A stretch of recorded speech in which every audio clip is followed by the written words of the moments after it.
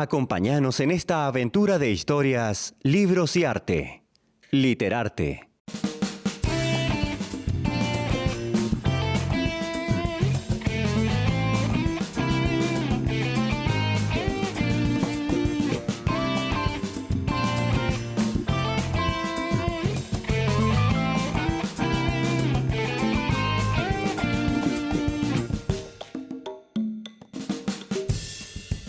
Muy buenas tardes a todos los que cada viernes nos acompañan y a los que se van sumando. Gracias por prestarnos su tiempo y sus oídos para desahogarnos un poco de tanta literatura que anda dando vueltas. Pero no me van a escuchar solo a mí, por suerte. También están con nosotros Alberto.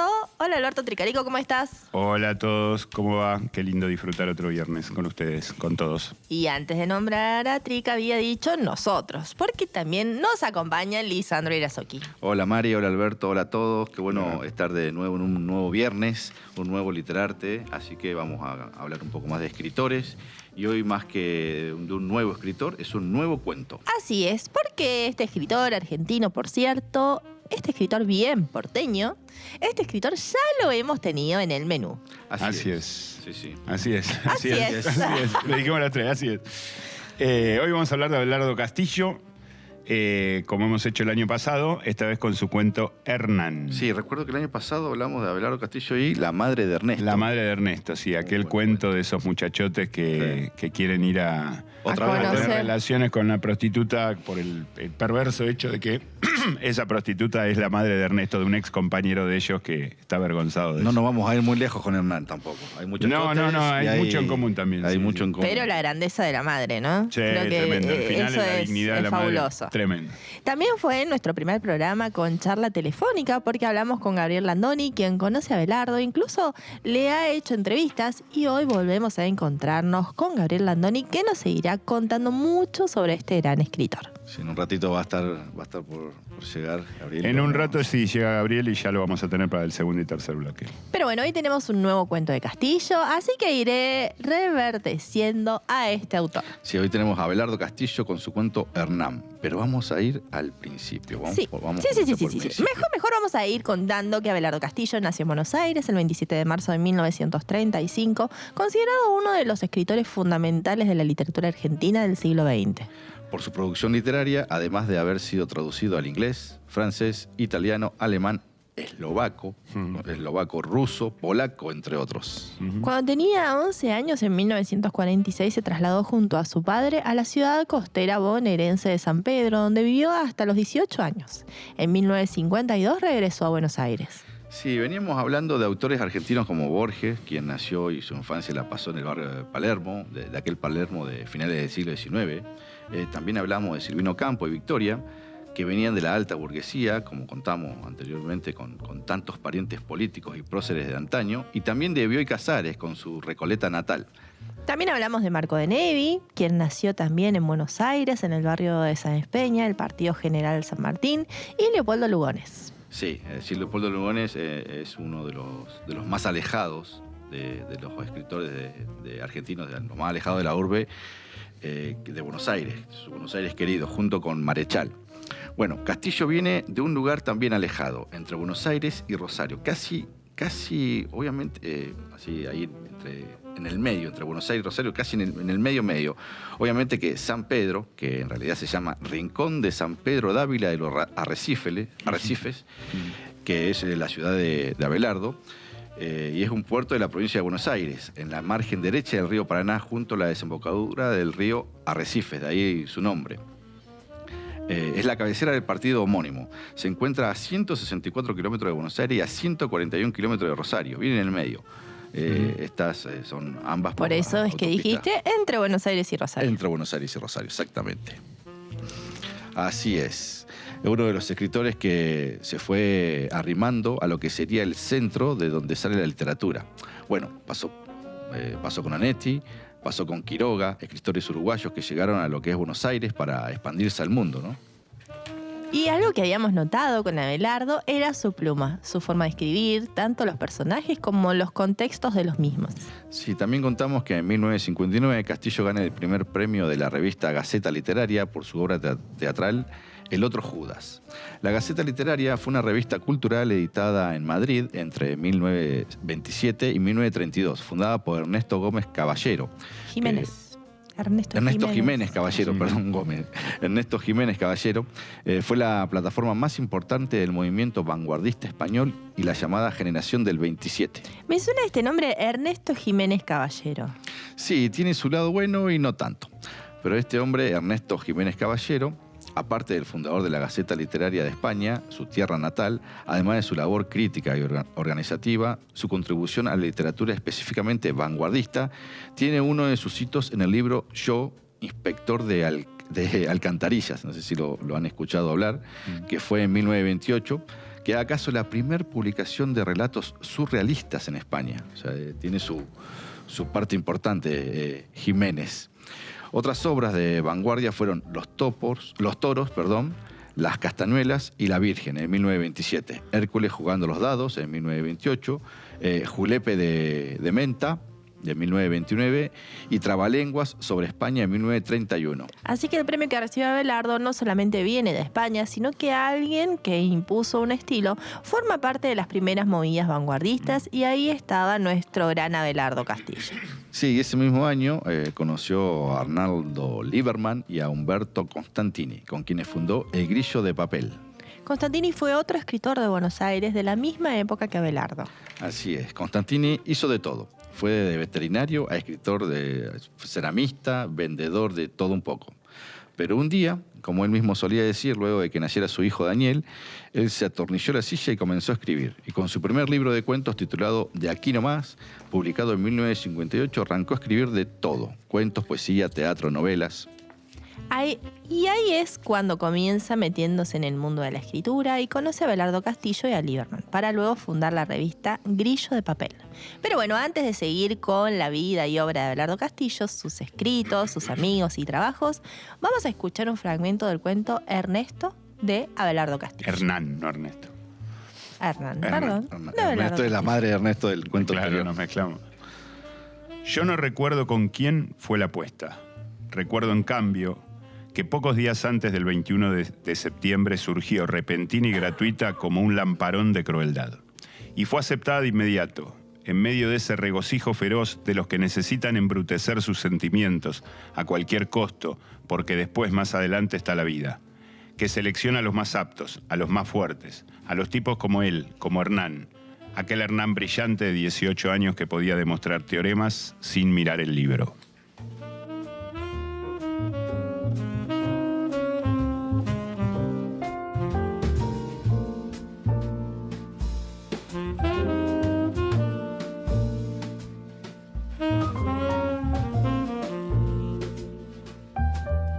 Literatura argentina y universal en Literarte.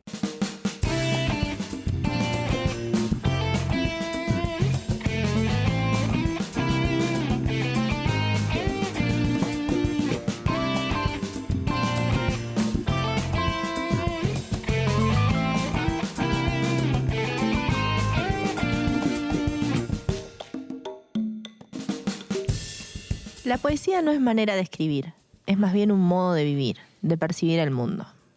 ¡Wow! Viniendo de un escritor debe ser cierto, ¿no? Sí, no todos los escritores son poetas, como no todos los que escriben mini relatos ni cuentos, y no todos escriben novelas. Mini relatos, es microrelatos. Ahora dejamos para cuando se incorpore Landoni a hablar de las poesías, de los cuentos. Claro, ahí le vamos a preguntar bien a Seguimos Gabriel. con Abelardo Castillo, que luego de la revista El Grillo de Papel, la cual cambia el nombre y se pasa a llamar El Escarabajo de Oro. El Escarabajo de Oro. Sí, una revista literaria Pasamos de grillo a caracterizada- escarabajo. Sí, a él le gustaba andar. E insectos. Insectos. Sí, una revista literaria caracterizada por su ideología de izquierda, su adhesión al existencialismo y al compromiso sartreano que Castillo manifestaba.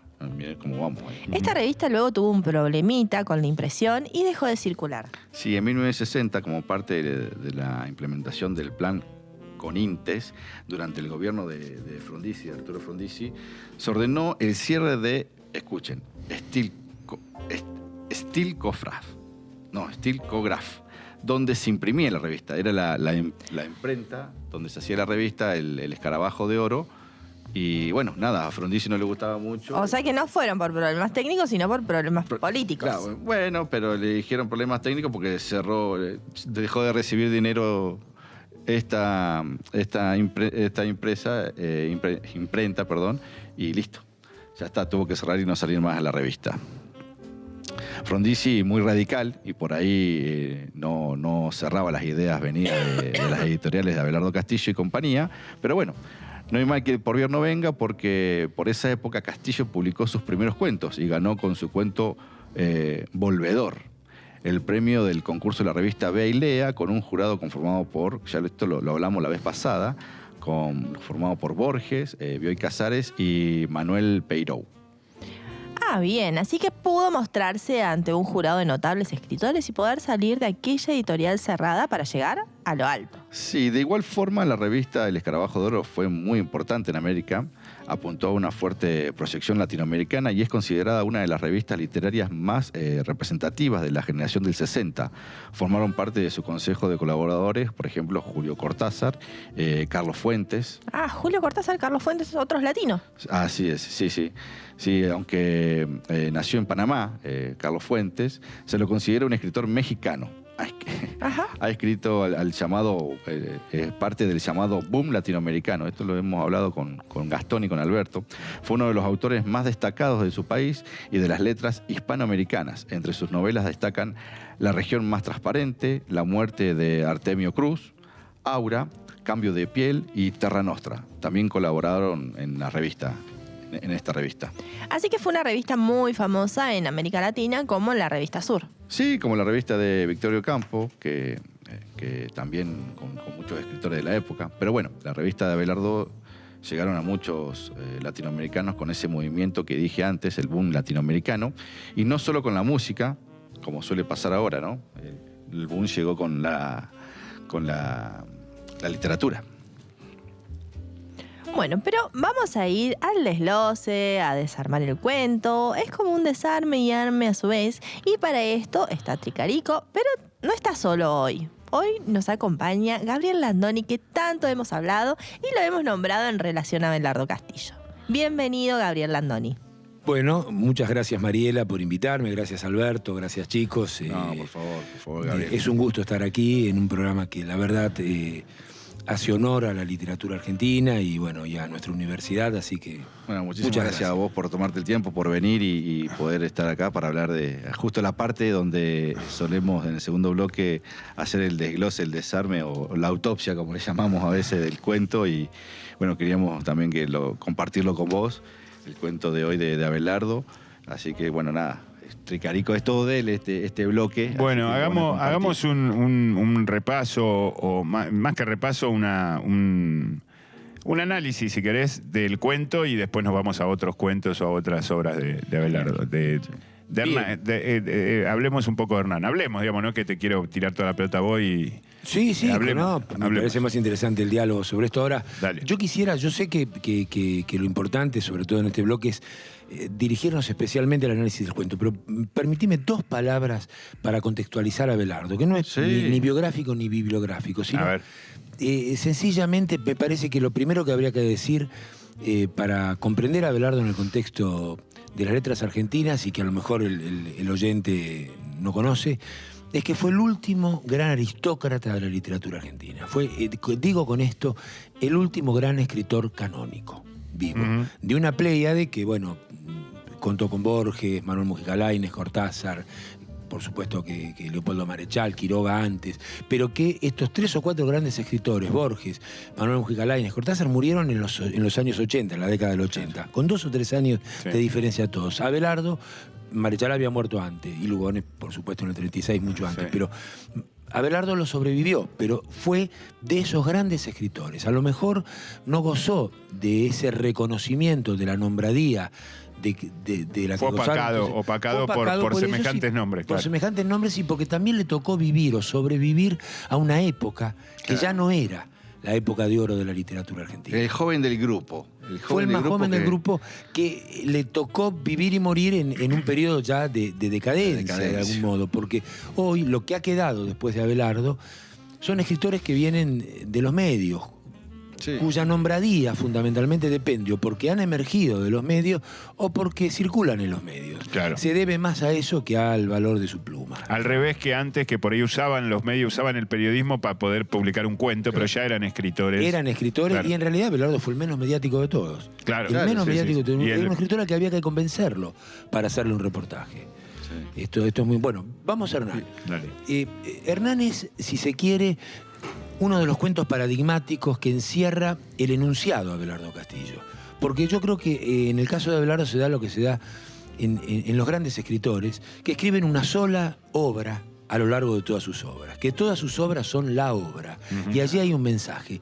Valle Inclán decía, escribo un largo poema, una larga obra de teatro a lo largo de toda mi vida y de todos mis libros. Bueno, y con Abelardo podríamos decir eso. De hecho, él titula Mundos Reales, por sugerencia de su mujer, escritora también, y tiene que ver con eso, con una gran obra, y es, Hernán, uno de los cuentos paradigmáticos, donde la metafísica de Abelardo aparece. ¿Qué digo con esto? La crueldad, que está en la superficie del cuento, remite inmediatamente a su antítesis, a la piedad. Es decir, no podríamos definir el frío sin el calor, no podemos definir el mal sin el bien, la virtud sin el pecado. Bueno, no podríamos definir la crueldad si no definimos la piedad. Y en este cuento aparece este par dialéctico, como aparece en toda su obra. Aparece un hecho monstruoso, pobre señorita Eugenia, víctima de ese personaje triunfador. Además, claro, hay toda una moral, claro, de lo fuerte.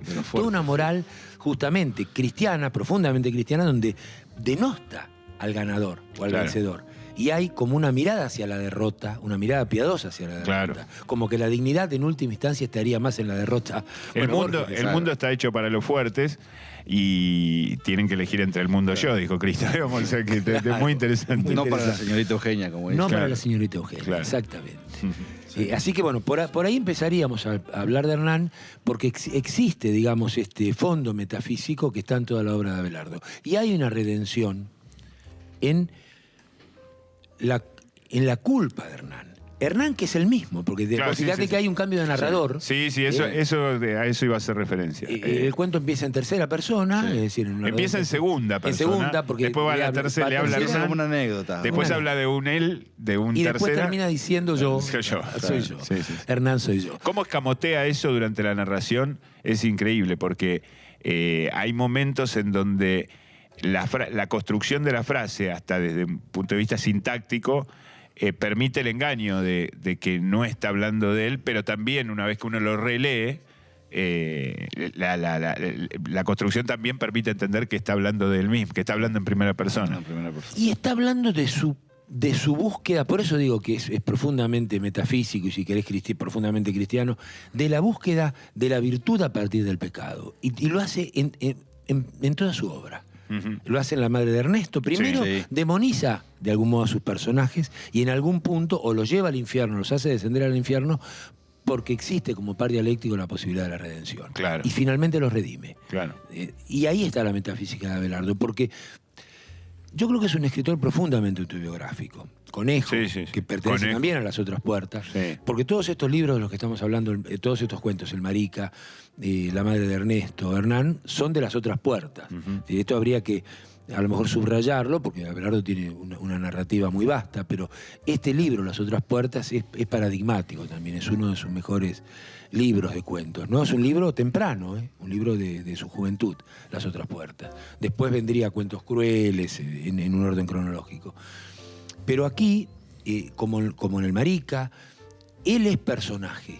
Y siempre es personaje. Bueno, en El Marica directamente el Marica le está hablando a Abelardo, que es él, y él después le termina confesando a Abelardo, yo tampoco pude entrar. Yo tampoco pude. Bueno, yo tampoco pude. Es extraordinario. Es porque extraordinario. Ya hay, a diferencia de La madre de Ernesto y de Hernán, ya hay una actitud de perdón inicial, porque digamos, El Marica arranca hablándole a su amigo, ex compañero, de una manera piadosa, ¿no? Pero después termina igualando aquello que era una diferencia entre el otro y él. Eso me parece bueno, esa es la misericordia. Claro. Comprenderse. Ponerse en toda la misma altura. Otro. Claro. Es la única manera de perdonar y de perdonarse, Claro. desde el punto de vista metafísico. Es decir, saber que yo soy tan pecador como vos, o tan falible como vos. Sí. Es maravilloso. Bueno, por eso digo que fíjate vos haces muy bien en subrayar esto, cómo esto es recurrente en la obra de Abelardo. El desenlace de la madre de Ernesto, donde él, en 2 palabras, dice, cerrando, preguntó por su hija. Sí. Ya ¿Le no pasó era algo la a Ernesto? prostituta, claro. Ya no era era la madre. Era la madre. Siempre fue la madre. Siempre de fue alguna la madre. manera. Y la redime como la madre. Cerrándose el desabillelo, dijo. Sí. Claro. En 2 palabras, bueno. Sí, Abelardo es uno de los grandes escritores argentinos. Sí. Volviendo a Hernán, el personaje de la señorita Eugenia está además muy bien caracterizado para la época, la bolsa de alcanfor, el escapulario. Sí. Él construye de una manera también cinematográfica sus personajes. Sí, de hecho, Patrón está muy bien adaptado al cine. Sí. No, en general es muy visual. Aparte está construido, el personaje de la señorita Eugenia está construido para el lector, porque se va construyendo a medida que va pasando. Ella al principio viene de una forma, después se va pintando. Se va transformando. Va cambiando. En cambio, Hernán está siempre como igual, digamos, desde el inicio que empieza la anécdota hasta cuando él pone esos diálogos de yo soy Hernán. Él se queda parado al principio cuando se presenta. O sea, el cambio lo va haciendo la señorita. Claro. Eugenia. Sí, el arco, probablemente el arco de la transformación del personaje, que es bien cinematográfico, está muy bien esto que decís, está dado en la señorita. Sí, por Hernán es el mismo. En tal caso, lo que se devela es quién es. Quién es de nosotros. Claro. Pero en realidad permanece, es el más fuerte. Es el más fuerte. La señorita Eugenia es la débil. Se pintó los labios, hay una parte donde dice se pintó los labios. Se pintó los ojos. Sí, los ojos de color azulado. Sí. Claro. Uno piensa en la época, Abelardo viene de San Pedro. Sí. Él después en la intimidad lo desmentía. Dicen siempre que nací en San Pedro. Yo no nací en San Pedro, pero vivió desde muy niño aparentemente. Claro. O nació, que es lo mismo. Sí, nosotros dijimos que había nacido ahí en San Claro, Pedro. sí, porque en toda su biografía, en la solapa de los libros, dice que nació en San Pedro en 1935. Pero él, en algún reportaje íntimo así, decía, yo no nací en San Pedro, pero todos me ubican en San Pedro. Se nota que se han mudado, sino de muy pequeño. De muy chico Claro, se mudó. de muy chico. Lo que noté, que lo dijimos el año pasado, por lo menos lo dije yo, me hago cargo de eso, de que las historias de Abelardo son de pueblo, son de lugares chicos, más allá de, será porque yo me identifico con un pueblo, vengo de uno, pero esas historias de la madre prostituta que es de un compañero, no es Buenos Aires, que es seguramente esa prostituta es la madre de alguien, pero en el caso del pueblo, vos sabés de quién es la madre. Claro, siempre la madre de alguien. Siempre la madre de alguien y está ahí y vos lo conocés, así sea tu compañero de escuela o sea un poquito más grande, un poco más chico. Y en este caso de Hernán, la historia de la conquista a la maestra, también eso pasa en el pueblo y también se habla, y se habla mucho porque a la maestra no es que solamente se la ve en la escuela.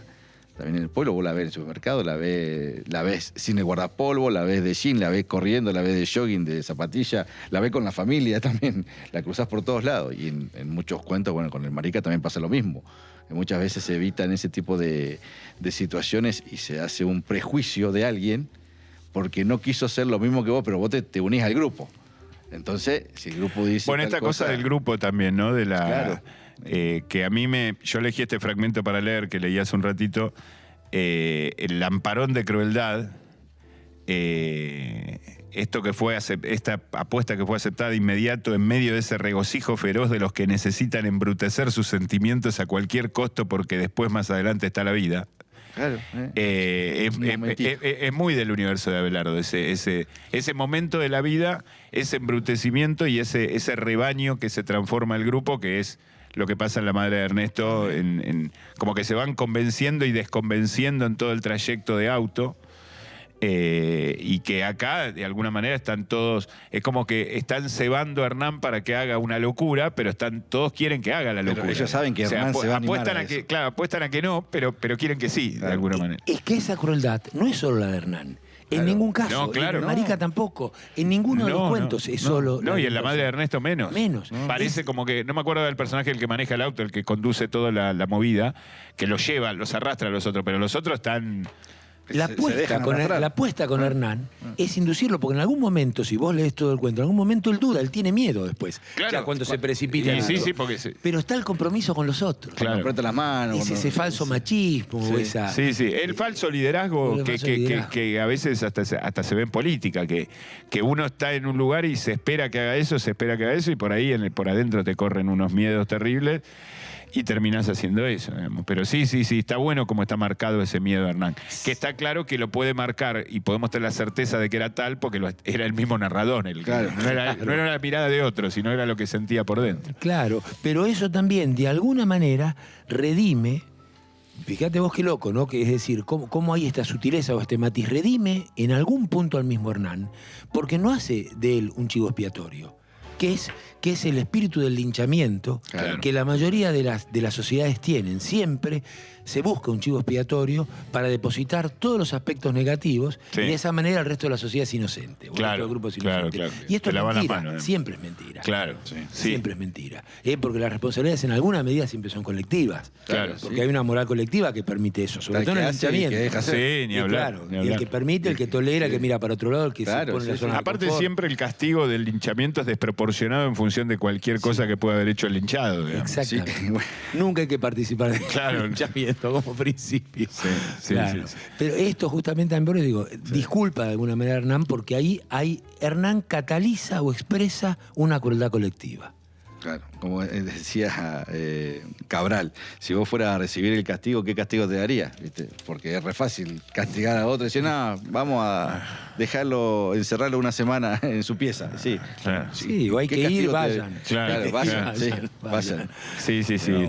Y me parece muy distintivo esta cuestión del grupo, de la oposición al linchamiento. Y esto me parece muy distintivo de esta literatura argentina que por ahí, excepto Marechal y alguna cosita de Cortázar, se manifiesta más en terrenos individuales, digamos, ¿no? Nuestra literatura. Y estamos, el grupo a veces es mucho también vergüenza, es mucho también cobardía atacar en grupo. Eso. Bueno, cuando habla de los fuertes y de los débiles, por lo menos en la caracterización de Hernán y del grupo, habla de que el fuerte tiene como esa impunidad que es también arrastrar a los otros. Claro. No es simplemente animarse a hacer algo que se supone que los demás no se animan a hacer, porque también que San Martín se animó a hacer algo que los demás no se animaban a hacer y fue heroico por eso. Sino que también arrastra a los débiles, porque de alguna manera los demás están descriptos sin nombrarse, con nombre y apellido. Digo, no la profesora, sino la profesora de literatura, sino los compañeros. Como los débiles, digamos, como los débiles y fuertes en los parámetros que nos da Abelardo. Soy muy ambiguo el término. Que al no ponerte nombre, también somos todos parte de ese grupo. Claro. Sí.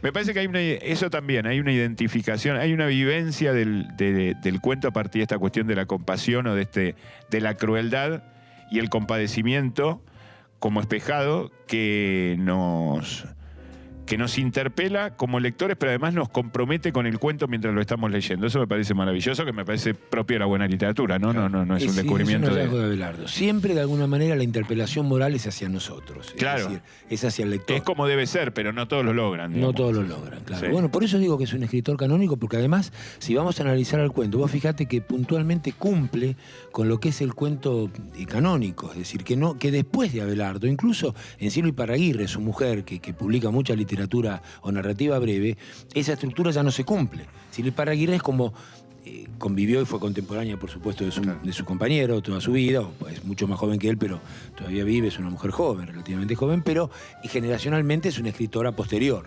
digamos, ¿no? Y entonces en su narrativa breve, esta estructura rigurosa del cuento, con presentación de mundo y personajes, nudo argumental, desenlace, no se cumple. Abelardo es uno de los últimos grandes cuentistas, en ese sentido canónico, y que lo expresa no solo en la narrativa del cuento, sino en la novela, en sus dos grandes novelas, el que tiene y en sus sed, obras de teatro, El que tiene sed y Crónica de un iniciado. Crónica de un iniciado. Que vale la pena, a lo mejor, si a ustedes les parece, hacer una pequeña referencia a esto, una breve referencia, porque abona lo que comenzamos a decir en este bloque, acerca de que las obras de Abelardo son una gran obra, que se sigue reescribiendo constantemente. En estas dos grandes novelas, el mismo personaje y situaciones análogas con el mismo amor es Esteban Espósito, un escritor alcohólico. Claro. Abelardo Castillo fue, lo confesaba públicamente, alcohólico, terminal durante 20 o 30 años de su vida. Claro. En el periodo en el que dio prácticamente lo mejor de su obra. Claro, Se sí. sobrevivió a esa terrible adicción, digamos, ¿no? Y después está ya de viejo muy bien, digamos, pero... y él narra en estas dos grandes novelas siempre las vicisitudes, la búsqueda introspectiva y metafísica, porque justamente en Crónica de un iniciado hay toda como una segunda lectura, donde hay una clave secreta, ¿no? Uno de los personajes dice, el demonio me lo dijo, digamos, donde hay una metafísica muy profunda de una búsqueda de sí mismo, a través de estos caminos casi de la locura, porque en el que tiene sed el personaje central, Esteban Espósito, por propia decisión, se interna en el hospital psiquiátrico en Buenos Aires, en el Borda, del que ya no sale, en busca de Jacobo Fischler, que es un poeta loco. Hubo en Buenos Aires, en el Borda, un tal Jacobo Fixman, que él por eso hace el juego, claro, ¿no? Jacobo Fischler, Molino Rojo, autor de varios libros de poemas, que después fue externado finalmente y vivió con un sacristano en una parroquia. Sí, Friedman, él mismo se internaba. Se internaba y salía. Y salía, sí. Y salía. Bueno, él va buscando esa metafísica y esa literatura, esa poesía de Jacobo Fischler, y es el pretexto por el que se interna. Pero en realidad se interna para salvar a los demás de sí mismo. De sí mismo, claro. Porque justamente él llama a la sirenita allí a su compañera, digamos, es una muchacha que lo sigue y que lo sostiene en su descenso al infierno por el alcohol, y finalmente, después de muchas vicisitudes, él se queda en el Borda, la echa y la salva. La salva de sí mismo, de su propio descenso. Claro. Si no, le arrastraba. Vos sabés que en un reportaje, yo tuve la suerte de poder hacérselo cuando yo era joven, un reportaje a Abelardo, y yo le decía, en realidad, lo que narrás en el que tiene sed, en el Crónica de un iniciado, parece increíble, y ese es 10% de lo que en realidad viví. Muchas de las cosas que he vivido no las podría haber pasado a la literatura porque hubieran resultado inverosímiles. Claro. En realidad la literatura es menos. Claro, sí. La realidad es mucho más fantástica, supera la fantasía. Cuando hablas de la metafísica, hablas o dejas que interpretemos como un dejo cristiano, digamos, ¿no? Cristiano, no en metafísica términos... cristiana, la puede haber no cristiana. Por supuesto, pero a la que vos te referís en el caso de Abelardo... Sí, porque su mitología Claro, es cristiana. exactamente. Porque él era cristiano, era católico. Sí. Era católico y eso aparece en toda su obra. Aún en esas vicisitudes de búsqueda o de encontrarse con él mismo, con su propio cristianismo. No es un tipo que andaba con cruces por todos lados, quiero decir. No, claro, y a lo mejor el verdadero cristianismo es esa búsqueda. Todo bien. Soren Kierkegaard está más cerca de esa búsqueda azarosa o atribulada que de ir todos los domingos a la iglesia, que creo yo, digo, con respeto por los que van, digamos, sí. Pero digo que a lo mejor esa búsqueda del cristianismo, Kierkegaard dice eso, ¿cuál es tu cristianismo? Claro. Entonces, ¿qué es Cristo para vos? Porque no es lo que me contaron, sino cómo lo encuentro, y a lo mejor ni siquiera es una búsqueda. Si lo tomamos desde el punto de vista de Kierkegaard, y tal vez tampoco desde Abelardo, tampoco es una búsqueda del cristianismo, sí una búsqueda de sí mismo. Claro, y en la búsqueda de sí mismo aparece el cristianismo viene a uno, dice Kierkegaard, y uno lo que puede hacer es o escandalizarse y rechazarlo o recibir. Claro, tal cual. No es que uno va a buscar. Claro, no, eso está claro, eso me parece muy interesante. Claro, viene a uno y yo creo que en Abelardo estaba. Él se educa en un colegio de cura. Eso es una marca, claro, es una marca fundamental, digo yo, que nos constituye, hasta los que se dicen agnósticos. Después tendríamos que discutir filosóficamente si existe el agnóstico o el ateo en algún punto, ¿no?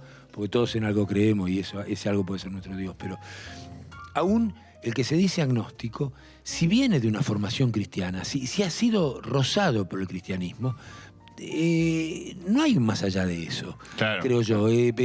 Humberto Eco en este libro maravilloso, vale brevemente la referencia, en Que creen los que no creen, que es un diálogo epistolar con Carlo María Martini, el ex obispo de Milán, le dice en un momento, el obispo le dice, pero usted como agnóstico, dice, no, por favor, monseñor, permítame, yo fui educado como católico, dice, y en todo caso mi agnosticismo es una dolorosa ruptura a los 20 años, dice, pero cuando yo veo a mis compañeros de cátedra, porque él profesaba en una universidad católica, que van y toman el sacramento sin creer en la presencia real, nada más que para congraciarse con las autoridades de la universidad, siento un escalofrío, el escalofrío del sacrilegio. Claro. Entonces, ¿dónde soy un agnóstico? Claro. Yo estoy creyendo en la presencia real, también, aunque diga que no creo. Entonces yo digo, no hay un más todavía por escandalizarse ante el sacrilegio. Además, eso lo hace más católico. Más católico todavía, más profundamente creyente en la presencia real. Claro. Entonces, yo creo que Abelardo, eso está muy presente en la obra de él. Lo que tiene es que Abelardo, ni con el catolicismo, ni con su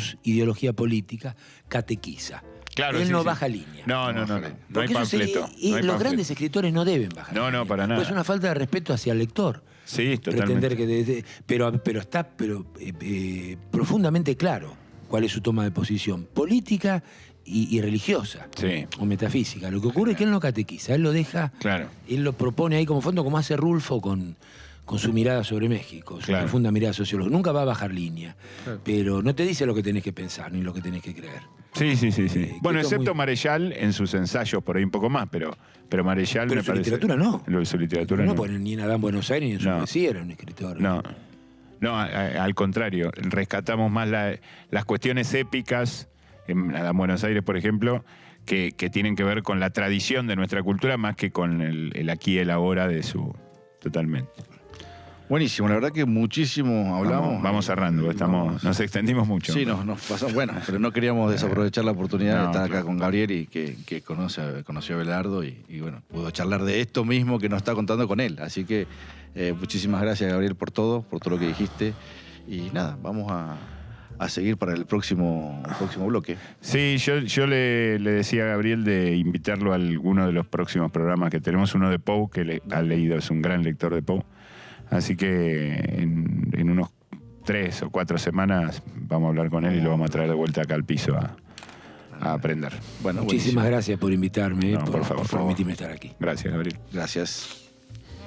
Wow, cuánto salió de todo Hernán, ¿no? Queremos agradecer a Gabriel por todo su conocimiento. Sabemos que es un genio del arte, de la historia, de la literatura, poesía. Por eso no queríamos dejar de invitarlo a nuestro encuentro de cada viernes. Pero bueno, se fue pasando el tiempo y tenemos que ir al segundo corte del día. Pero no se muevan de ahí, que ya volvemos.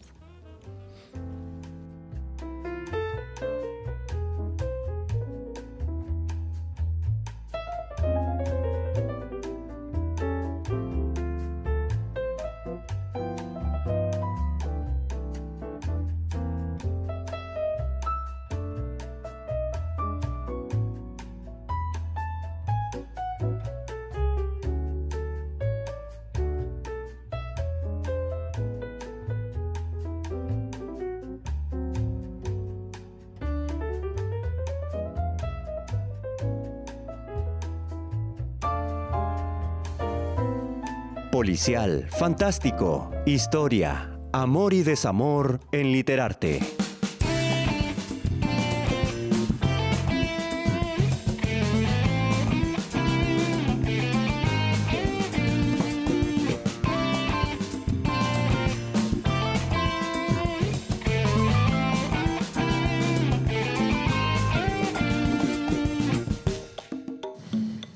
Yo diría que el poeta lo es por su manera de situarse ante el mundo.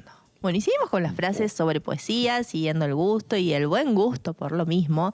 Y ya estamos en el último bloque de Literarte. Y antes de seguir con Abelardo Castillo y su cuento Hernán, queremos contarles un poco de Lectores 4.0.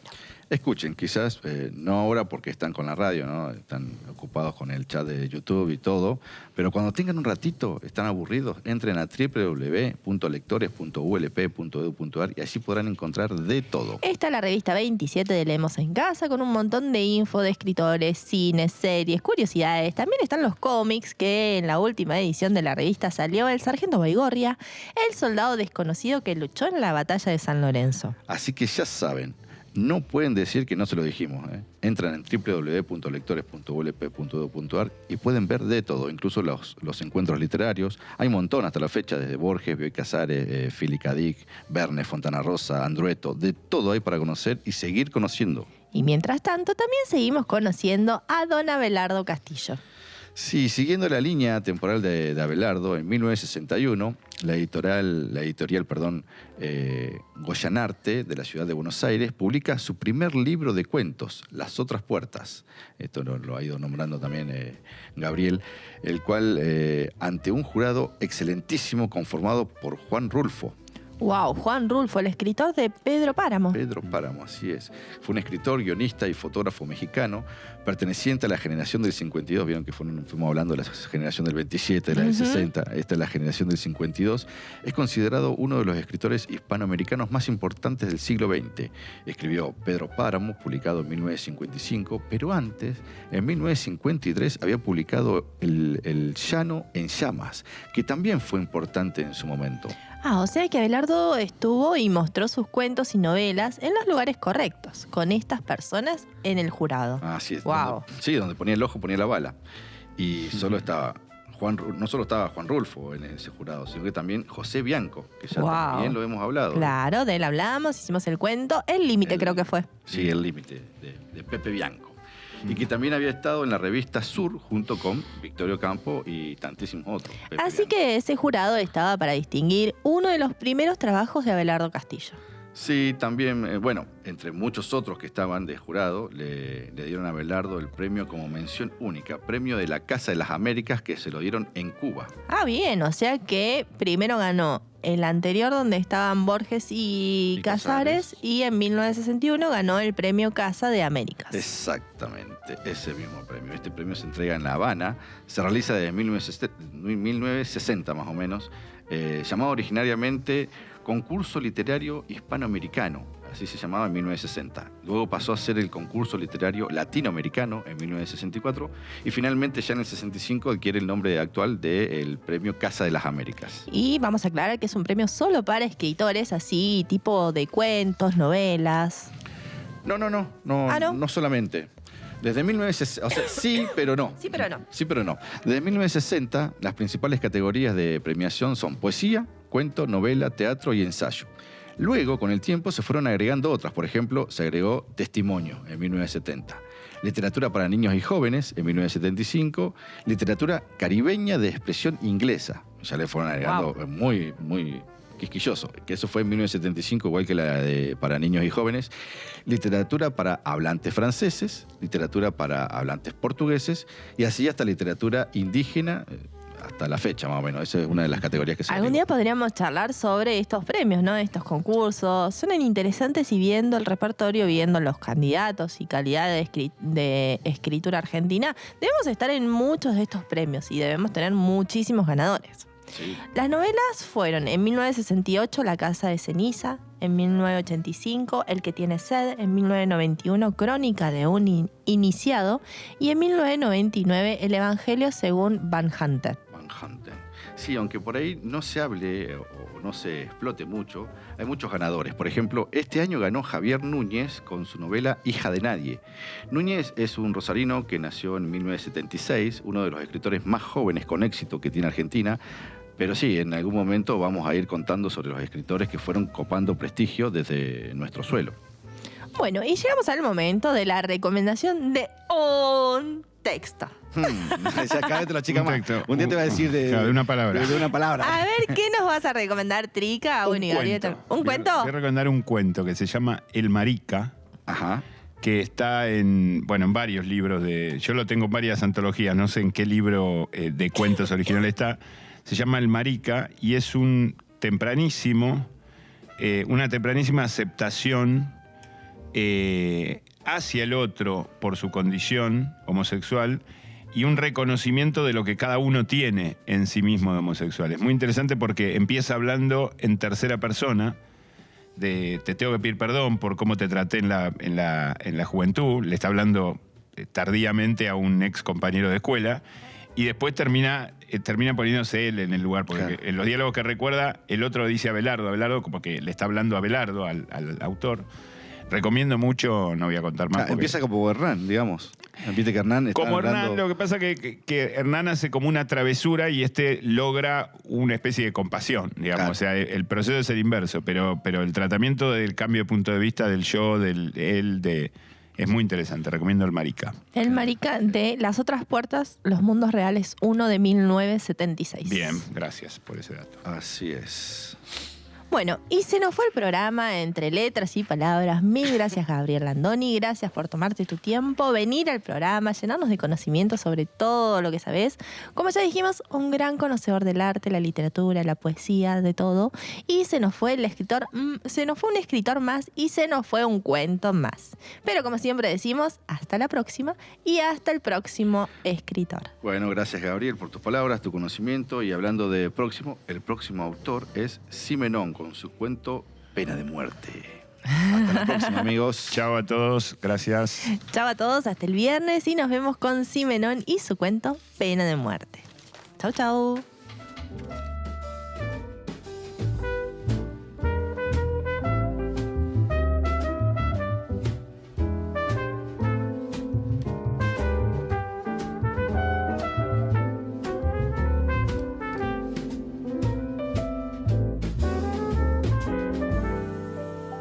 Literarte, un programa sobre libros y autores. No te lo pierdas.